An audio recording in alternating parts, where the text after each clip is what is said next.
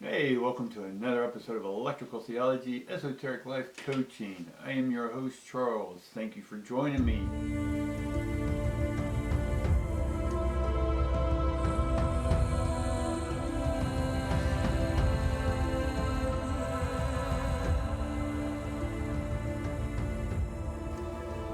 Today's Thursday, a couple of days until the holidays for Christmas, whatever holiday you celebrate.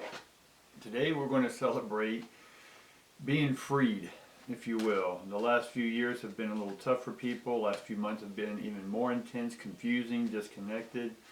We can use a lot of that, but there's also been joy, an opportunity to really connect with yourself, right? We're coming out of the hermit stage. The hermits are the ones who contemplate. They look at the templates of the universe and see where they align, or it gives them more deep questions about where they came from, right? Where they're going, right?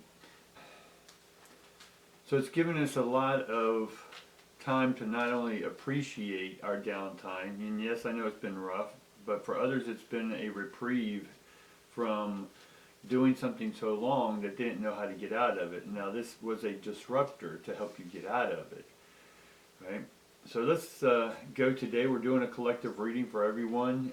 The energy itself for me today is opening. Right? Yesterday was the solstice where you put your intentions or you put your visions, whatever this is that you want or you're ready to have and open up to open up to. Today it's open, so we got to start doing the work now. And what specific work? We'll get more into detail on that, but the idea is that now the door's open. You've been given the green light. Are you ready? This is what the past months, years, whatever have been.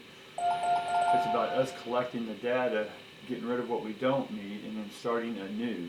And so if you want whatever that dream, desire, whatever that is, we've been scripting it out. If you've been following me, we've been preparing. We've gotten the mind conditioned to where we're strong again. We understand who we are, and a lot of other aspects. Go back and watch a lot of those videos.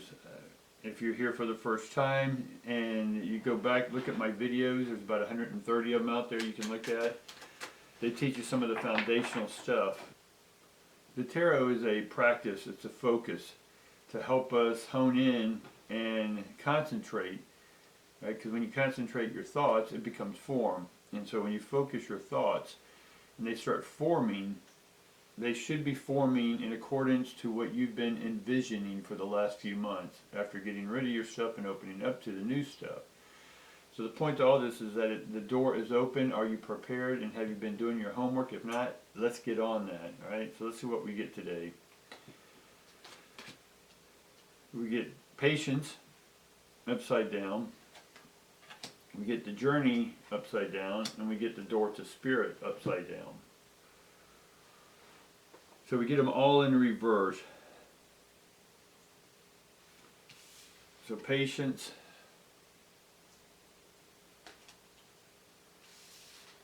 journey,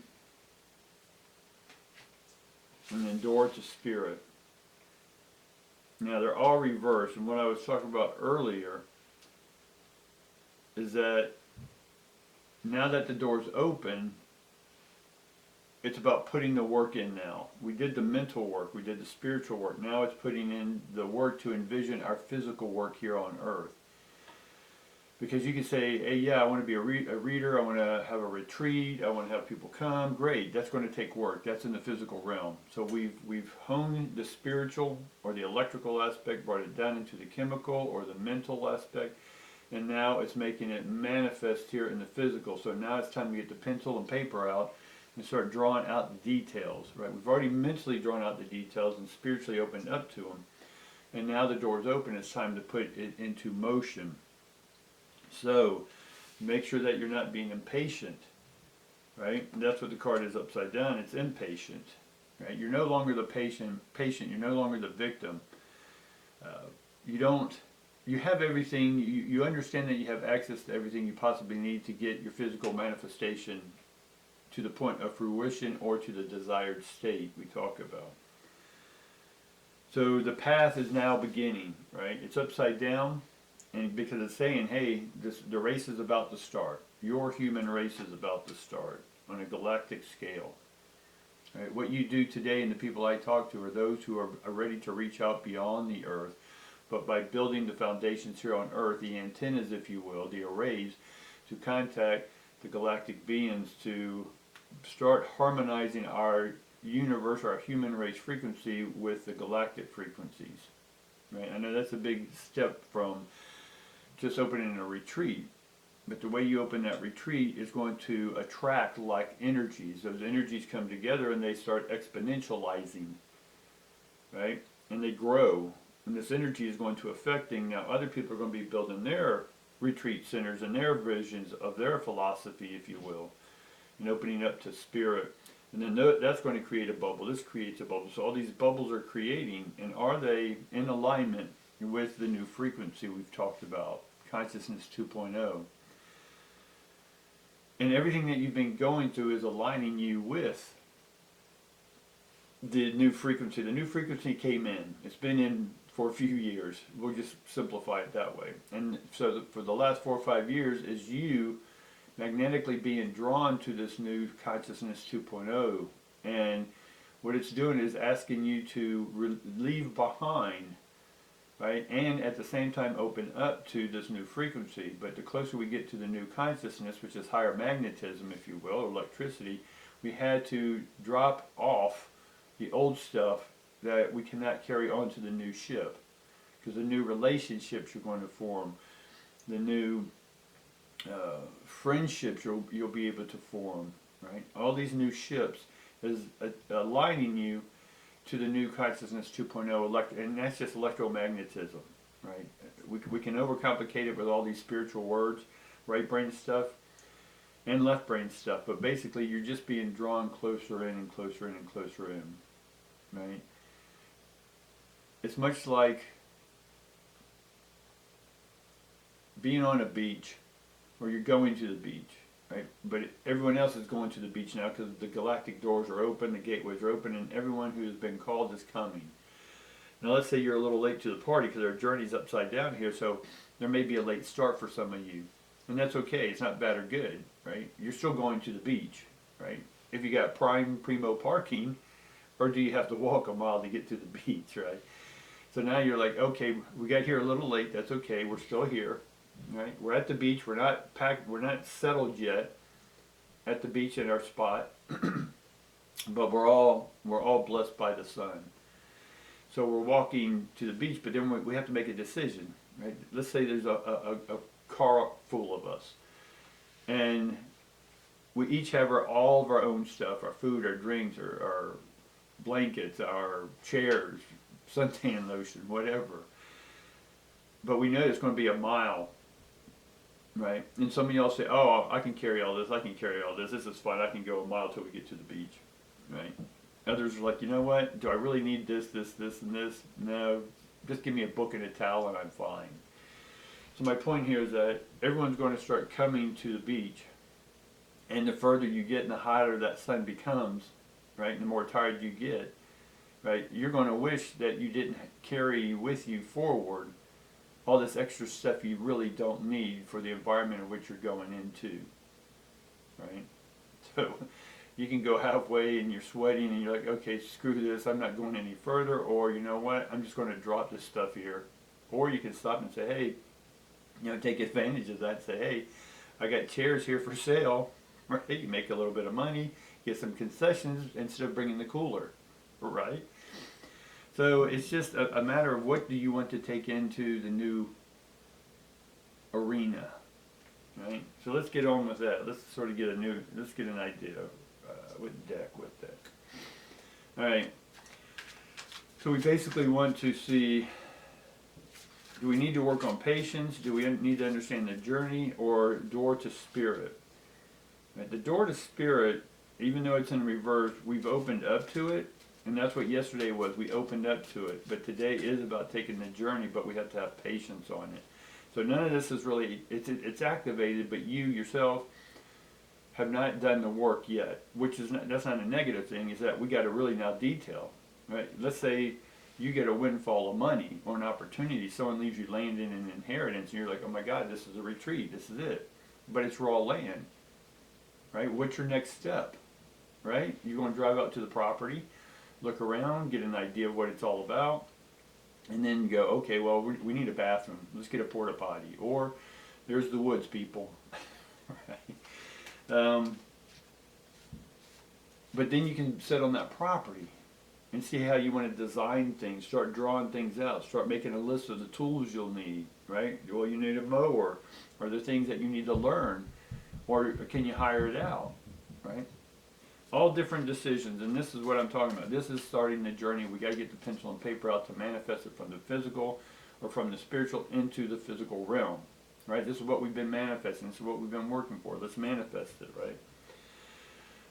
So I want to know a little bit more of, we'll do journey and patience. We'll sort of see where that goes. So immediately I get the muse. I get the 10 of stones. 10 of stones is reverse, which is 9 is great. 10 of, again, 9 of stones is we're going to start getting consistent flow of money in again, right? A consistent flow of confidence in. And this in return is going to give us the stability to get things going, right?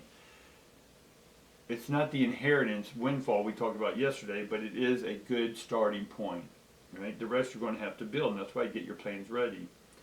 And then we get the High Priestess, which that's, again, from Muse. It's building your own cosmic amusement park, however that pans out, if it's a sanctuary for people, if it's a retreat for people, if it's just a camping site for you and your family, whatever this may be, right? But she's there to excite you about it. She's whispering in your ear and going, hey, right, just imagine. Right? Put yourself on that land right now. Even if it's raw land, go out, take pillows and a blanket, depending on the season, and just sleep under the stars. Right? So we get the Mother of Swords, which that's intellect, right? And again, it's reversed here. And then we get the Moon. So we get the High Priestess, which is feminine energy, but it's dominant feminine energy. And then we get the Mother of Swords. And the Mother of Swords is very crafty, very wise, very sits back and observes a lot of things and then makes her statement, right? And it's a very confident statement. So there's still some reservation about this journey, which goes to our dreams, which now we have sort of Pisces energy in here.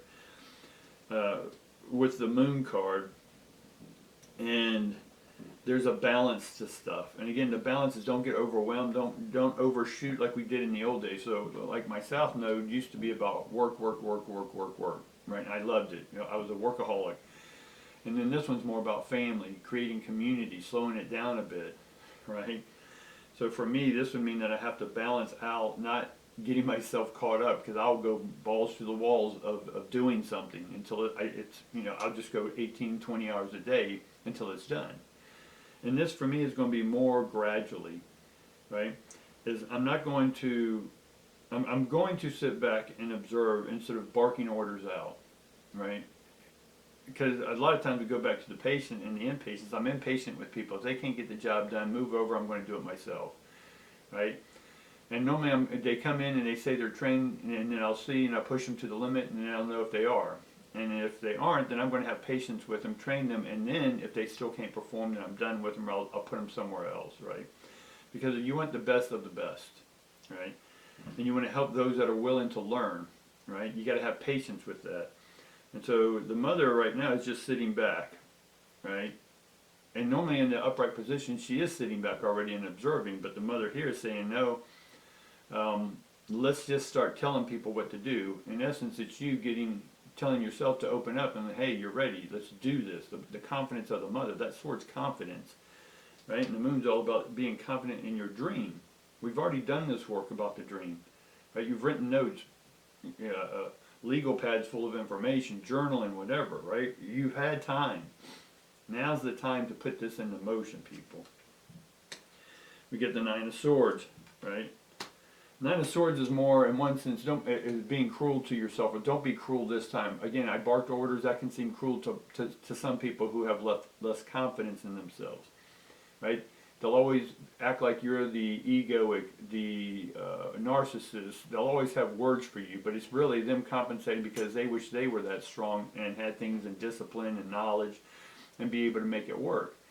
But the weaker mind who haven't done their work and want to blame others, they much rather complain instead of saying, hey, you know what, I did screw up. What can I do to make this better, right? I want to learn. Because if you get time to complain, you don't want to learn, right? Ask yourself, if you're complaining, ask yourself, why? Because you don't want to learn. Why don't you want to learn? That could be a host of reasons, right? We can look at this because it's too stressful, right? So again, who's making you stress, right? It's your thoughts about that boss. And if you got time to blame the boss, if you got time to play the victim, then you're telling yourself you don't have time, and you're not very committed. You're not very inspired, right? The muse, you're not very inspired to do what you're doing. That's fine. Then you know it's not your arena. It's not your game. Get the hell out, right? But if you're hungry, right, then you're going to have that patience, right? You're going to get over your impatience of instant gratification. Where we're at now, this is going to take work, people. You're not just going to get it handed to you every step of the way. Some things will be because you've earned it. You're going to be blessed with this. But others, this instant gratification shit's gone. That's what we left in the car to walk to the beach, right? And then we have the Four of Cups. The Four of Cups is that we're looking for a divine path to bring here on earth now, right? You've tried a few things. They were sort of confusing, not really your thing. And that's why you blame people and faulted people and played the victim. Again, we're talking more mental victim as opposed to, and I won't even put categories there. It's just you chose in your thoughts to complain as opposed to saying, I want to learn. All right? So then we get so the four is that we had a lot of confusion, and now we're sort of looking to the heavens. We're looking inside ourselves now. We're not going outside and blaming and getting other people to just give us a free ride without doing the work, right? So you're ready to do the work. You looked at your shadow stuff, and now you need to understand where the stresses lie. And if you're stressing, why? Let's break it down, right? I'm open to readings now. I'm doing readings for people. A very few, so I have a lot of other stuff, but if you're ready to work through that stuff, then my links are in the descriptions below, or you can go to Patreon and get it for a more affordable rate if money's an issue, or that's how you're seeing it at this point. So then we see Three of Swords.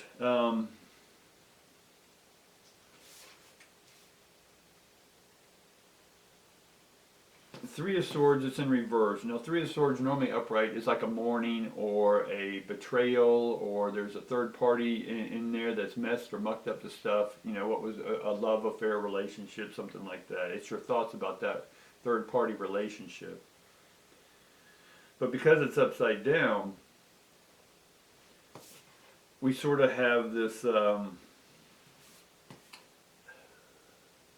celebration time. We're no longer in mourning. Our heart's been open. It's been freed. Again, today you should be feeling that your heart opened up. It's not to go back to victim and blaming and faulting, right? It's about taking the action, right? But first, before you jump off the ship and want to learn to swim, if you haven't learned to swim, is go ahead and get the list. Make those lists out, right? You got the property. You got your next office space. You got your next camera. Right? Put it into motion. Do you have a stand? How far away from the table will it be? Right? The details need to be focused on now. Okay? And then we get the Three of Wands. So we need to make sure this time that it's being done from a place of trueness, your authenticity. Right? Don't go back and repeat the same patterns as you did last time. Just because it worked out or it didn't work out, don't repeat the pattern. This is a new pattern. It's consciousness 2.0. It's a whole different frequency. The old frequency was like this, right? Up and down, big waves. And now this one's a lot faster waves, right? Now instead of using a 6-foot board, you may need a long board. You see what I'm saying? You got to change things up. You can't bring in what still resonates with you, absolutely. But leave all that crap in the old arc or the car, right?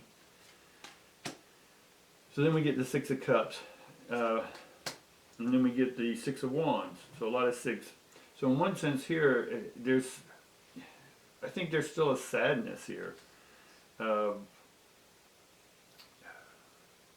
you're going to have to pick up and change your life completely. Yes, absolutely. Right? Because the old life was not making you happy. So leaving that old life, even though it was miserable, that old relationship or that old job, yes, and it was consistent, it gave you money to help you pay your rent and food or whatever. But you got to leave it now. Right? If not, then you get Stockholm syndrome. Right? You're going to stay in your misery. You've associated with the misery, and now you're like, well, I got comfortable with the misery. I'm okay with it. I'd much rather stay here. At least I know what it is instead of going out into the mystery of the world. Right? And this in turn, so you're choosing in one sense to live in the unhappiness, right? With the Six of Cups. But then here down below we get the Six of Wands, which is you're taking command over these thoughts, right? The Queen, right? The Queen of Swords. You're taking command over these thoughts, and then putting them in. You're not sitting back and observing anymore. You've observed. Now it's time to come out and put that energy into motion. So the Six of Wands is that, yes, what I'm putting into motion, what I'm putting into order here, right, and the creative project that I'm manifesting here on earth is coming true, right? As soon as you write down the details, it's coming true. It's already come true here. We've already done the work up here in the head and the heart. Now it's time to bring it out into the hands. All right, guys? Links in the description for my Patreon down there below. Join that to get readings a lot affordable. Just leave me an email and I'll get back to you. And then leave comments. Please leave those comments below. And if you have any other questions, also in the comments below. And I appreciate you joining me today. Appreciate the new guys joining. Appreciate it. And look forward and be ready for your dreams to start showing up. And are you ready if a big portion of that showed up today? Okay, see you tomorrow. Thanks.